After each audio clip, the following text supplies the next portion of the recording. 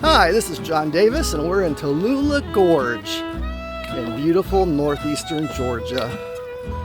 And we're going to take a walk.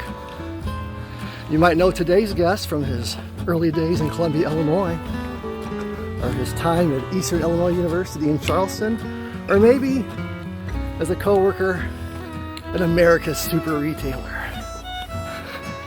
Say hello to our guest today. Hi. JD. Good morning. Or afternoon, actually. He's gone by many names. James, Glenn, Jimmy, Jim, and several other things we can't mention, but today most people just call him JD. Not really sure where that came from, but... I came from Kent Rogers. Oh, it came from Kent Rogers, one of his buddies at Eastern. Yes. So, we had 3 Jims in the group when we first were making friends and as a freshman. And so 2 of us got nicknames, and I got JD.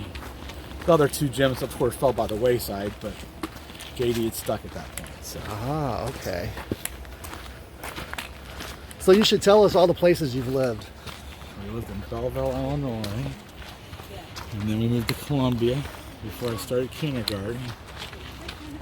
And then I went to college, and then Beth and I got married. And then we lived in South County. We moved to Edwardsville, Illinois, where I started at the Litchfield store, to Beardstown, Illinois, and then we went to Uniontown, Pennsylvania, and then we went to Parkersburg, West Virginia, and then we went back to Lincoln, Illinois, and then Springfield, Illinois, Vero Beach, Florida. We rented a house for a little over a year, and then we had Will, and then we built our house, and then moved to our house where we live at now. That's it. Wow. What makes you happy? What makes me happy? Well, like going on trails with my family, just like what we're doing today. Oh my gosh. On vacation. What makes you the maddest? You when you're lagging behind on the trail. Do you miss the retail thing with all the customers and everything? No. Not really. Chasing shoplifters? Yeah, no. No. That's the young man's game. Oh, I gotcha. You weren't allowed to chase them anymore. You couldn't tackle them? They took all the fun out of going after shoplifters. So once they did that, you might as well just let the professionals deal with it. Gotcha. So tell us an exciting story from our childhood. Yeah. Well, John used to like to play with firecrackers a lot. So he liked to blow up things. He was quite the little pyromaniac. So, we used to have bottle rocket wars. That was always a smart thing to do. Yeah, we just had good, clean, wholesome fun. Frisbee bicycle tag.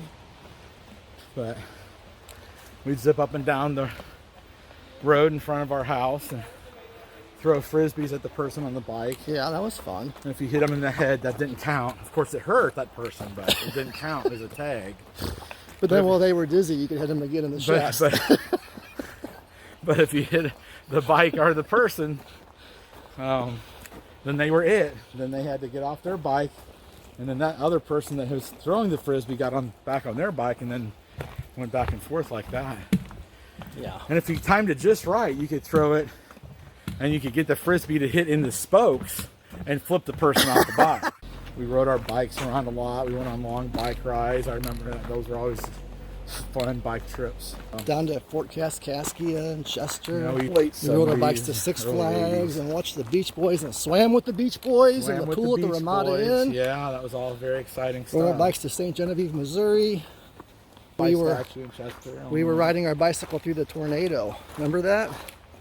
When you said it was raining, John would say, "Oh, it's not raining anymore. We're under canopy of trees. Oh, it's not raining anymore." And we'd come out from the canopy of trees and it was pouring.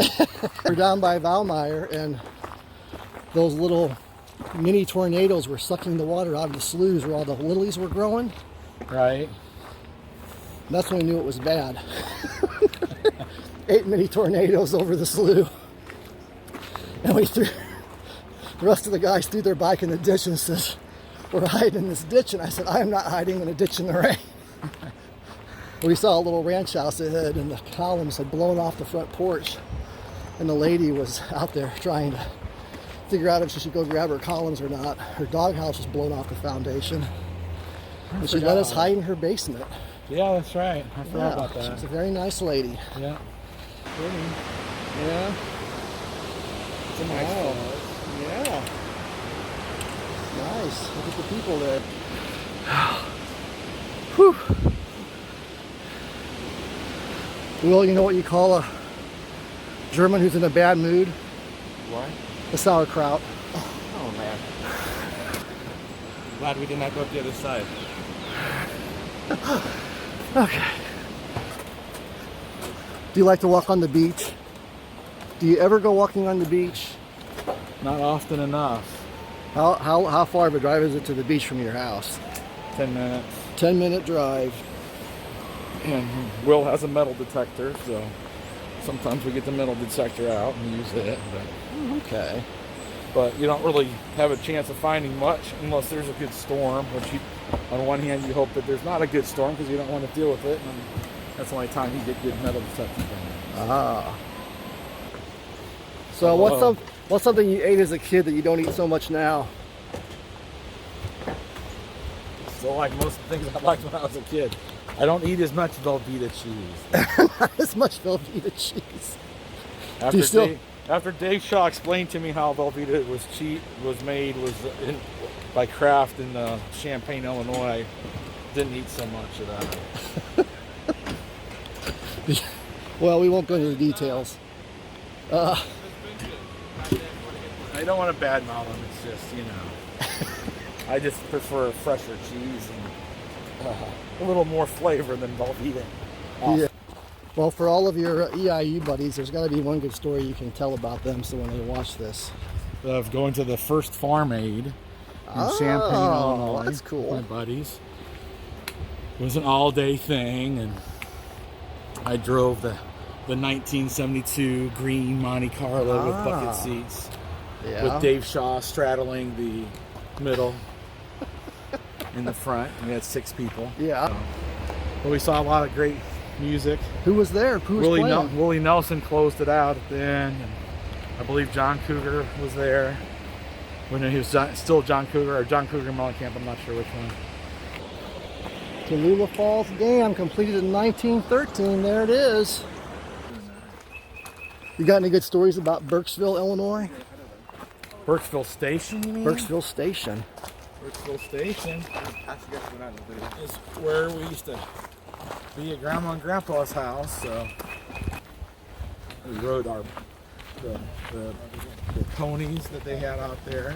Oh yeah, the Shetland Yeah, ponies. Shetland ponies that John and I got to ride. And John didn't hang on one time. We were going bareback, and the guy in his pony decided to take a drink of water, and John slid right off of the neck of the pony, right into the pond. Well, it was like at a 45 Me being degree. the younger brother, wasn't supposed to laugh, but I laughed very hard, I believe. It was at a 45 degree John was angle. in It was the like a water. water slide. It was like a Shetland pony water slide.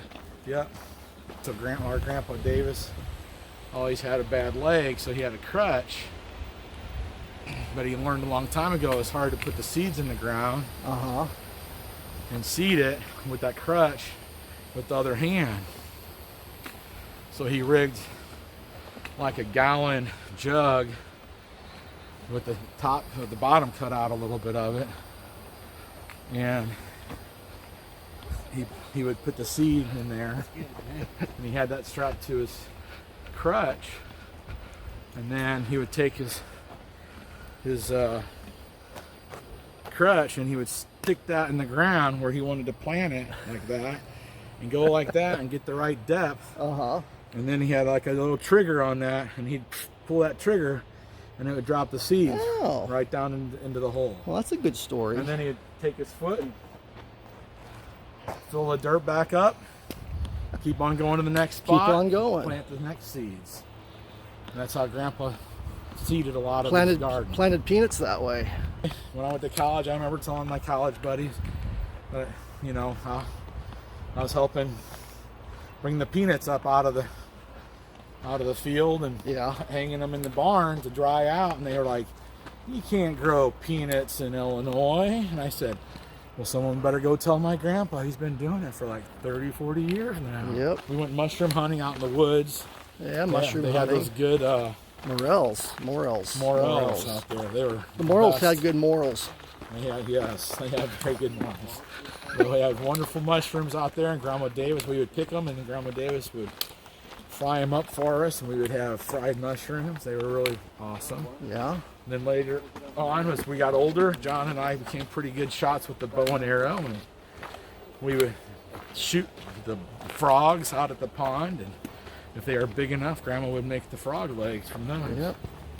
Burkesville Station, we used to have really good times going up to Lonnie Munn's, Gene Munn's dad's farmhouse. They raised chickens. Yeah. We used to go running down the middle of all the chicken cages and making the chickens Enough capacity go for crazy. 22,000 chickens. And it was that time of year in the spring. We'd take they always had eggs that didn't have shells, only a membrane, and we'd throw them on the roof of the sheds because They couldn't sell them. they couldn't sell them.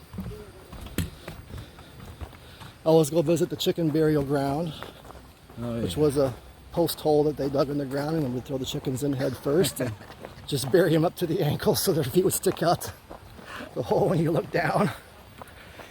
And what else? I don't know.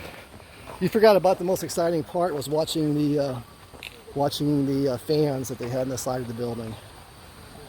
The The fans spinning, and the sparrows would look through the spinning blades and see the cornmeal for the chickens and try to fly through the fan blades. Yeah, so those are all good memories of being a kid. Well, my first guess on walking with John was a lot of fun. Well, thanks, John. I hope you have many more successful hikes. We'll see what happens.